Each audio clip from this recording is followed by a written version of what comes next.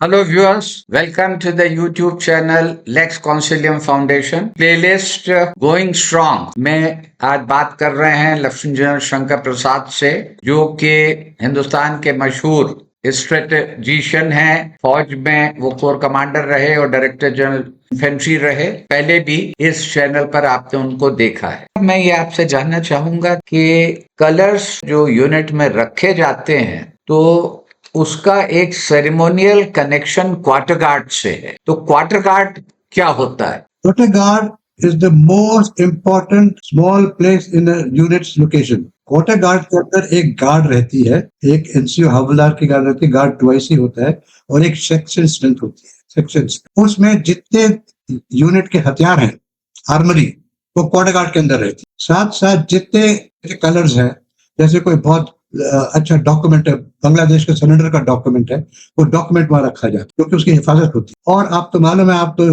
बड़े लोगों को सजा भी दे चुके होंगे आर्मी के अंदर, जैक की हैसियत में। यूनिट में सजा काटनी पड़ती है एक सिपाही को, तो वहाँ एक छोटा सा जेल भी होता है यूनिट के अंदर। तो if a person gets 14 days confinement और 8 days confinement, is put into that little cell in the quarter guard। उसके अलावा जो रेजिमेंट का कैश होता है, जो कि सूबेदार मेजर हैंडल करते हैं, तो जो कैश की चेस्ट होती है वो भी क्वार्टर गार्ड के अंदर रखी जाती है, और उसकी भी 2 चाबियां होती है। तो all these important things which belong to the unit are kept in the quarter guard. अगर एक आपको एज ए विजिटिंग ऑफिसर, अगर आप यूनिट को देखना है कि कितनी अच्छी यूनिट है या कितनी अच्छी नहीं है, तो आप उसके क्वार्टर गार्ड में जाइए। क्वार्टर गार्ड में आपको दिख जाएगा कि यूनिट की स्टैंडर्ड क्या है, ड्रिल का स्टैंडर्ड क्या है, टर्नआउट का स्टैंडर्ड क्या है, साफ सफाई कैसे है, हथियारों की डिस्ट्रीब्यूशन कैसे होती है, किस तरह से हथियार इशू होते हैं, किस तरह से हथियार वापस आते हैं, किस तरह से रजिस्टर बनता है उसका, किस तरह से ट्रेजरी चेस्ट की कंडक्ट होती है।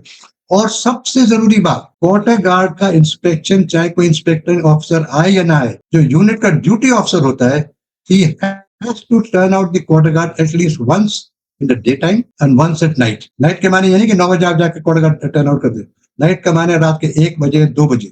The idea is to see कि 24 घंटे जो आपके क्वार्टर गार्ड के अंदर गार्ड है वो एकदम सतर्क है, लाइव है, एक्टिव है।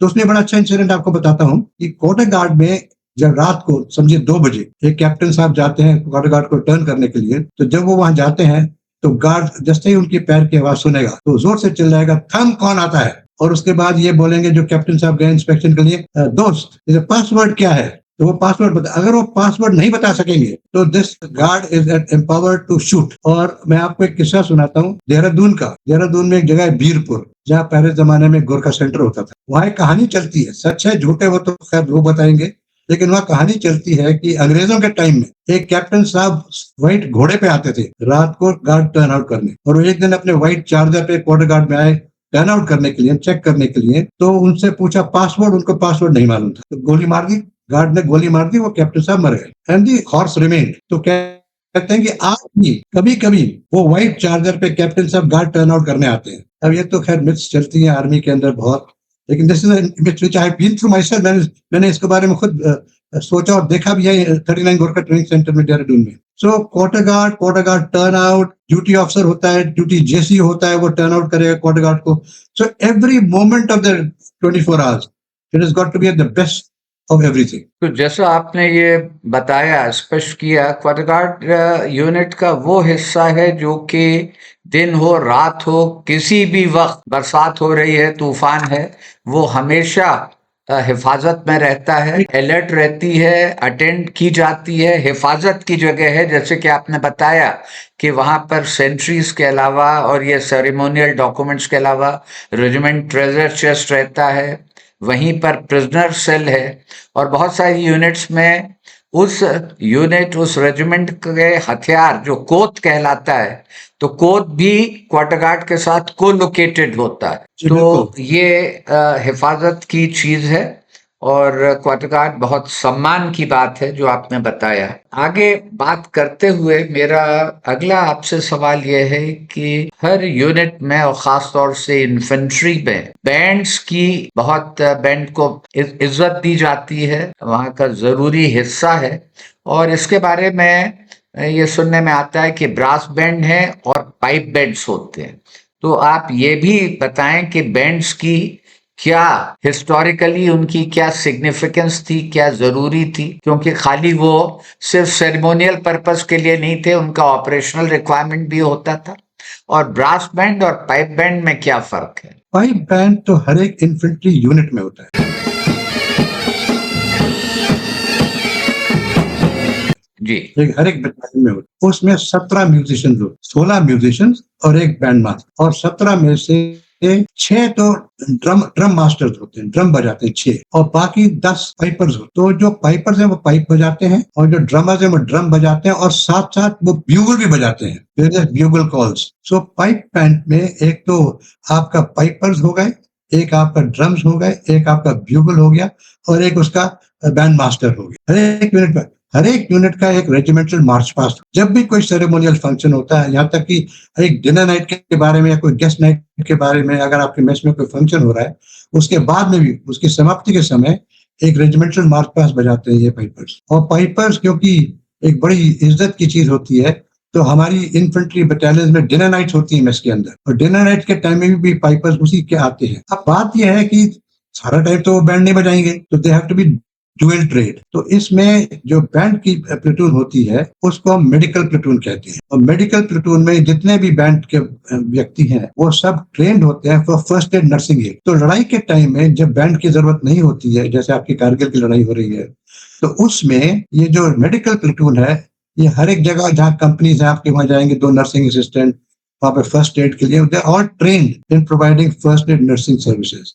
Stretcher bearers. यस, इनकी ट्रेनिंग होती है हमारे आर्मी के अंदर। एक स्कूल ऑफ म्यूजिक है हमारा इंडियन आर्मी में, पंचगढ़ी में, तो वहां से इसकी सारी ट्रेनिंग होती है। हम वहां पे अपने लड़कों को कोर्स के लिए भेजते हैं। एक लड़का जाएगा मेरी यूनिट से कोर्स करके आएगा, और बाकी लोग यहाँ ट्रेन करेगा। It is very structured, band की ट्रेनिंग बड़ी स्ट्रक्चर्ड होती है, और it's again a very very important the pride of the. और आजकल के जमाने में तो बहुत आगे निकल चुका है। आजकल के जमाने में हर एक कमांड के अंदर inter unit pipe band competition होता है, और हर एक यूनिट चाहती है कि मैं कमांड की चैंपियनशिप जीतूं, और उसकी परफॉर्मेंस के बाद पाइप बैंड का सिलेक्शन होता है। जो आर्मी हेडक्वार्टर के म्यूजिशियन के जो हेड होते हैं, मेजर साहब या कर्नल साहब, वो उसमें से चुनते हैं the best pipe bands of infantry, and they are brought to Delhi for Republic Day parade and for beating of retreat। तो हर एक यूनिट ये कोशिश करता है कि मेरी यूनिट का बैंड रिपब्लिक डे में बुलाया जाए, और बीटिंग ऑफ रिट्रीट में उसमें यूनिफॉर्म की बड़ी जरूरत होती है। Uniform has to be spotlessly good, well fitting, neat and clean, और यूनिफॉर्म के भी बड़े पॉइंट्स होते हैं उसमें। सो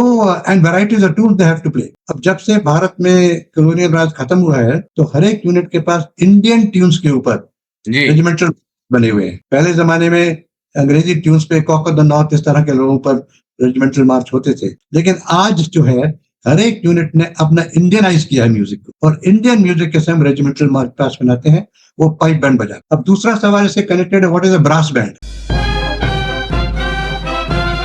brass band consist of about 33 people. उसमें एक बैंड मास्टर होता है, बाकी सब विंड इंस्ट्रूमेंट्स होते हैं, और वो नॉर्मली एक रेजिमेंटल सेंटर के अंदर होता है, इन्फेंट्री बटालियन में नहीं होता। So every regimental centre feels very proud to maintain a brass band. और just as a matter of interest, जो पंजाब रेजिमेंट में 3rd पंजाब का ब्रास बैंड है,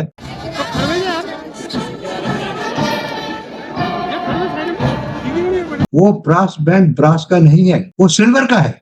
सिल्वर का। और वो सिल्वर का बैंड जब एक दफा हमारी 3rd पंजाब गाजा गई थी, तो वहां पे इनको मौका मिला from some French company to get this brass band made in silver.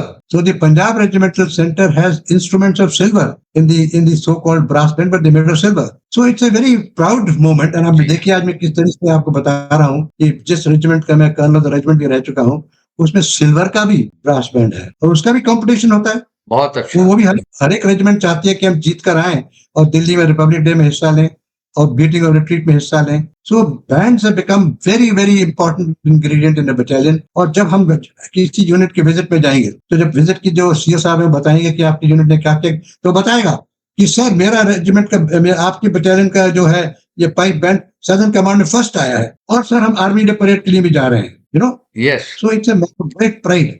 और पुराने जमाने में ये बचता, और पुराने जमाने में this used to motivate people ये मोटिवेशनल फैक्टर्स Go to में war. भी है। Martial tunes के साथ. So pipe bands are very integral part of infantry battalions. Brass bands are very integral part of a regiment. Artillery का भी brass band होता है, armored corps का भी सेंटर का brass band होता है, और यूनिट्स के भी पाइप बैंड होते हैं, लेकिन मेरे ख्याल से आर्टिलरी में पाइप बैंड यूनिट के अंदर नहीं हो। जी हाँ, तो ये बहुत आपने जानकारी की बात बताई, और ऑडियंस से, हमारे व्यूअर्स से मैं कहूंगा कि आप बने रहें और इसी तरह इम्पोर्टेंट तौर तरीके फौज के, उनके बारे में बातचीत जारी रहे।